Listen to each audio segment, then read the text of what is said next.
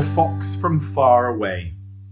At the sight of the tortoise in trouble, Mr. Dog ran forward, raised his hackles and bared his teeth, a low warning growl building in his throat.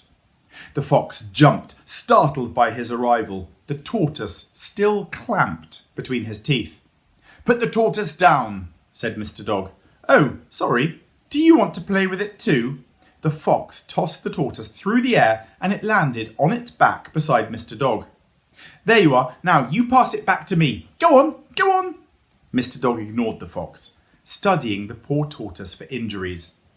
It was still alive, though its shell was badly scratched. Its back legs looked to be injured, pulled back in the shell as far as they would go. An address, 12 Bankbrook Street, was written in paint on the underside of the shell. "That's not far from Minna's house," thought Mr. Dog. Gently, he turned the tortoise the right way round with his nose. "Go on, pass it to me." The fox was almost bouncing with excitement. "My name's Ferdy. What's yours? Come on, give it back. I promise I'll give it back to you." "This isn't a toy, Ferdy. It's a pet tortoise." Mr. Dog stood in front of it protectively. "You've hurt it." "Me?" Ferdy shook his head. "No, it was like that when I found it." "Oh yes, and where did you find it?" "Round the corner. It was lying in someone's garden," said Ferdy. "Well, my name's Mr. Dog, and the DOG might stand for Defender of Gardens." He gave Ferdy his sternest look. "This isn't the wild. You know, you can't just go around helping yourself to people's pets." "Sorry, Mr. Dog. I should have realised it was a pet." Ferdy looked sad. His moth-eaten tail slunk between his legs. "I'm an urban fox. I used to live around here, but lately I've been far away." He brightened. "Still, now I'm back in town." "Ooh, wait. Ooh, what do I hear?" He put his ear to the ground. "Earthworms. Yum!" Straight away, Ferdy started digging at the grass, clawing worms from the muddy hole and guzzling them down. Delicious. Mr. Dog frowned. "Ferdy, stop! You're ruining the lawn."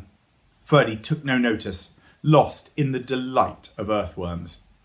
Then Mr. Dog's attention was taken as the tortoise started to rock beside him.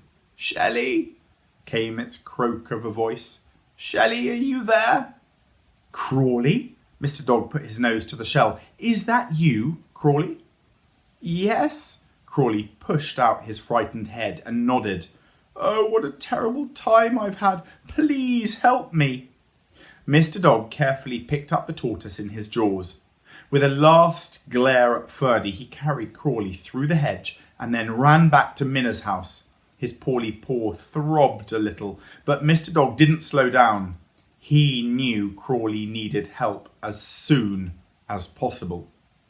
Now that's a little extract from Mr. Dog and the Faraway Fox, but you of course could go on your own adventures.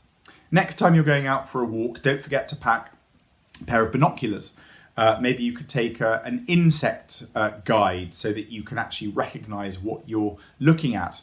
Maybe if you have access to a garden, you could set up a little camp, a little den to keep an eye out for wildlife that visits in the night. There's all sorts of incredible animals, from hedgehogs to foxes, that might come through your garden. So if you're very, very patient and very, very quiet, you might possibly catch a glimpse of an elusive fox.